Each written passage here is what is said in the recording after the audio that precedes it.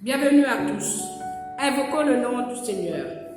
C'est par la grâce que nous venons nous présenter devant toi, Dieu Père, Fils et Saint-Esprit.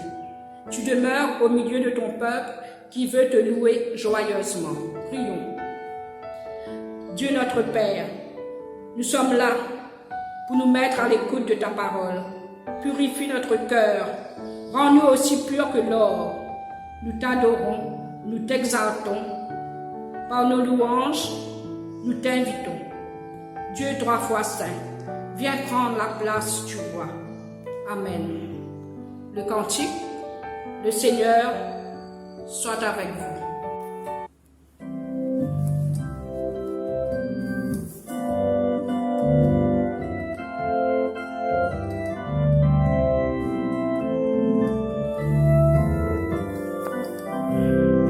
Le Seigneur soit avec nous.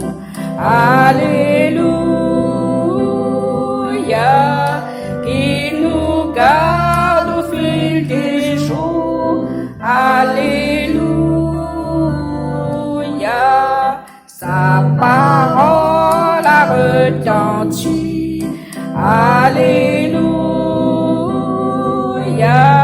Sa parole est vérité. Alléluia. Écoutons et recevons. Alléluia. La parole du Seigneur. Alléluia.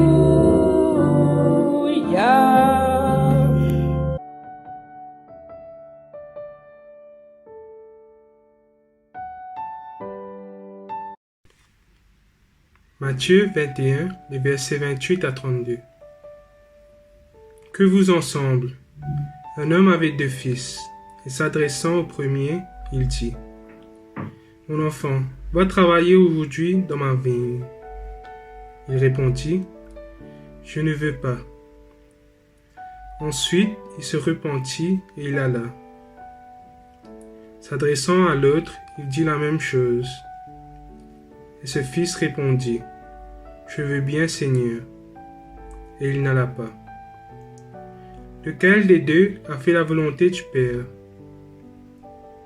Ils répondirent: Le premier. Et Jésus leur dit: Je vous le dis en vérité, les publicains et les prostituées vous devanceront dans le royaume de Dieu. Car Jean est venu à vous dans la voie de la justice, et vous n'avez pas cru en lui. Mais les publicains et les prostituées ont cru en lui. Et vous, qui avez vu cela, vous ne vous êtes pas ensuite repentis pour croire en lui. Amen.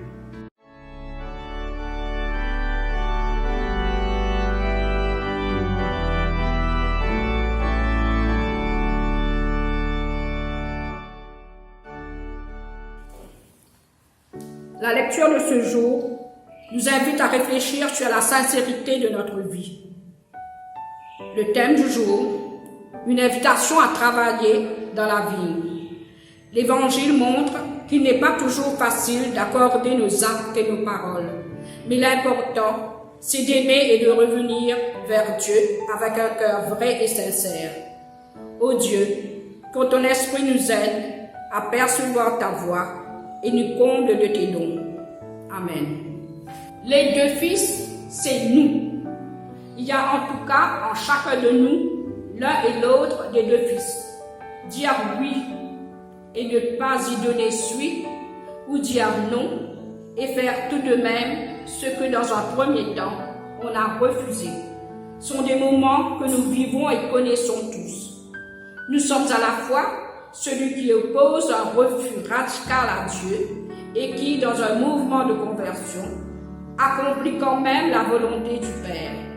Et nous sommes aussi celui qui accepte poliment du bout des lèvres à la volonté de Dieu, mais qui n'y donne pas suite et vit au quotidien comme si Dieu n'existait pas.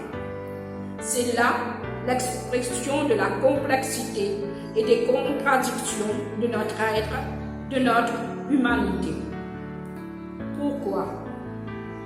Alors, comment se fait-il que Jésus, qui connaît les limites et les faiblesses humaines, manifeste si peu de compréhension pour nos attitudes changeantes? N'est-il donc jamais revenu sur ses propres choix ou ses propres décisions? Qui de nous ne se souvient de l'histoire de la femme cananéenne rejetée sèchement par Jésus et qui le conduit, en lui parlant, à la bénir à la fin? En fait, comme cela arrive souvent au cours d'une discussion entre Jésus et ses co-religionnaires, il raconte une parabole et à partir d'une situation de la vie quotidienne, il veut faire comprendre quelque chose d'important au sujet de Dieu et de la relation entre Dieu et les hommes. La clé de l'enseignement se trouve probablement dans l'attitude du premier des frères. Dieu n'immobilise, fige personne dans son passé, ni nous, ni les autres. Il est toujours possible de changer d'avis et de faire ce qu'il nous demande. Peut-être est-ce la signification de l'aujourd'hui de la parabole. Mon fils va travailler aujourd'hui dans la vigne. Chaque jour nous offre la possibilité de dire oui. C'est aujourd'hui que nous vivons l'amour lumineux du Père. C'est aujourd'hui qu'il nous appelle. C'est aujourd'hui que nous allons travailler dans la vie. Je devrais dire œuvrer, car à ce verbe en grec dans les évangiles sont associées des expressions comme « il les fit travailler » et gagna 5 autres talents. Cette femme a travaillé une bonne action à mon égard. Il y a 6 jours pour travailler une bonne action à mon égard. Il y a 6 jours pour travailler. Venez vous faire guérir ces jours-là. Voyez combien son sens est éloigné de celui que nous lui donnons aujourd'hui. Le Père ne traite pas son Fils comme un esclave à qui il faut donner des ordres précis, mais comme un collaborateur dont il connaît la compétence et il en faut pour travailler une vie. Il invite son Fils à être inventif, créatif, à puiser dans ses potentialités tout ce qui peut porter du fruit, du bon fruit. Un fils reste l'enfant de son père à tout âge. C'en est même quelquefois agaçant, n'est-ce pas? Je suis malade, je suis âgé et je suis seul. Que puis-je faire? Diront certains d'entre nous.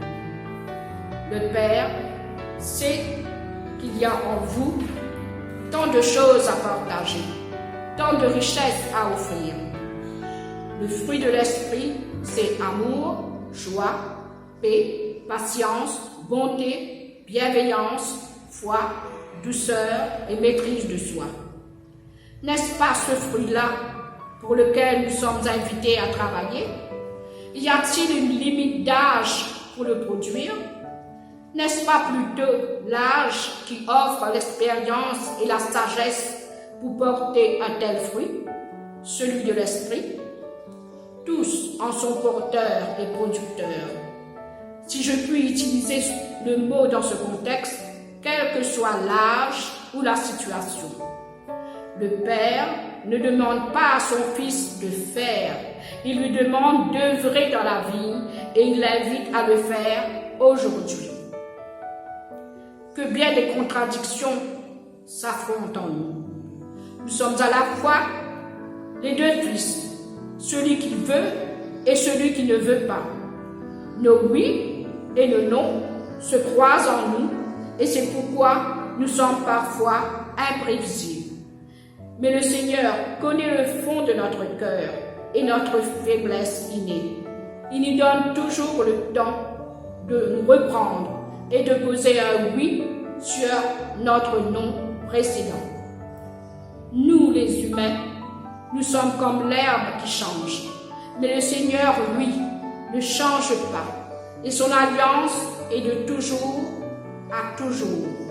Il ne nous lâche jamais tant que nous ne le mettons pas de côté.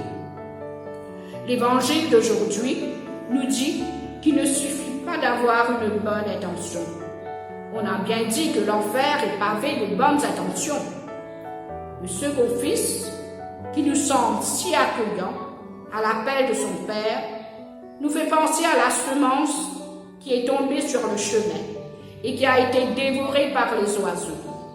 Même s'il semble vouloir réaliser le plan de son père, il ne passe pas à l'action. Ne nous reconnaissons-nous pas dans ce second fils? Que de fois, à l'occasion d'une journée de ressourcement, d'une prédication, d'une rencontre, nous avons pris de bonnes résolutions qui se sont évanouies comme la rosée du matin. Combien ont déclaré solennellement qu'ils se mettaient dans la bonne direction et sont encore dans les ornières de la routine. Après cette parabole, Jésus poursuit en évoquant les prostituées et les voleurs qui ont écouté l'appel à la conversion lancé par Jean-Baptiste et se sont mis en route avec le Christ. Ils sont encore prostitués et voleurs, mais au moins ils sont en chemin. Et malgré tout, ils font ainsi la volonté de Dieu pour eux à ce moment-là. En ce qui vous concerne, vous ne pourrez pas entrer. Par cette phrase, le Seigneur déclare que les responsables juifs sont à l'image du deuxième fils qui semblait si empressé d'obéir, mais résista de fait à la volonté paternelle. Ils ont accepté la loi de Dieu et ils ont consacré toute leur vie à s'y plier. Malheureusement, ils ne l'ont pas obéi car ils n'ont cherché qu'à cultiver leur propre justice. Malgré les nombreux appels à la repentance des prophètes, leurs idées étaient à ce point ancrées en eux qu'ils refusaient tout changement. La porte du royaume vous sera ouverte seulement si, comme les publicains et les prostituées, comme le premier fils, vous vous repentez et vous acceptez de vivre selon la loi de la justice. Le second fils nous invite à le faire aujourd'hui. L'appel de Dieu n'est pas uniquement un appel au salut, c'est aussi un appel au service. Dans la parabole, le père dit à chacun de ses fils, « Mon enfant, va aujourd'hui travailler dans ma vigne. » La vigne symbolise bien sûr le royaume de Dieu. Soyez au service de Dieu. Travaillez de tout votre cœur dans son royaume. Un vrai disciple vit son appel en se mettant au service de son maître. Ce jour est un jour tout neuf. Il n'a jamais existé et il n'existera jamais. Prenez donc ce jour et faites-en une échelle pour accéder à de plus hauts sommets. Ne permettez pas que la tombée du jour vous trouve semblable à ce que vous étiez à l'aube. Faites de ce jour un jour unique, mémorable. Enrichissez-le et ce faisant, enrichissez-vous. Ce jour est un don de Dieu. Il vous est spécialement offert. Prenez-le entre vos mains avec un sentiment de ferveur. Et à ce est le deuxième chapitre de l'Épître aux Philippiens. Paul permet de mettre en lumière le juste, le Fils par excellence, obéissant jusqu'à la mort sur la croix, qui lui n'a pas dit non avant de changer d'avis, ni oui pour se dédire par la suite. Le cantique, tu nous appelles à t'aimer.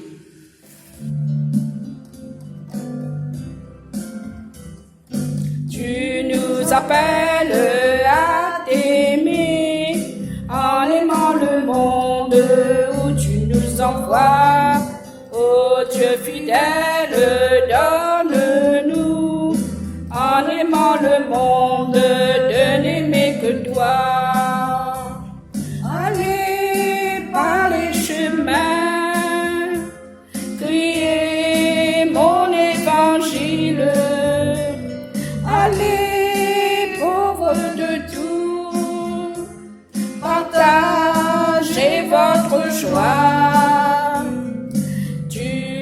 appelle à t'aimer, en aimant le monde où tu nous envoies. Ô Dieu fidèle, donne-nous, en aimant le monde, de n'aimer que toi. Soyez signe d'amour, de paix et de tendresse. Ayez un cœur d'enfant, soyez simples et vrais. Tu nous appelles à t'aimer, en aimant le monde où tu nous envoies. Ô Dieu fidèle, donne-nous, en aimant le monde, de n'aimer que toi.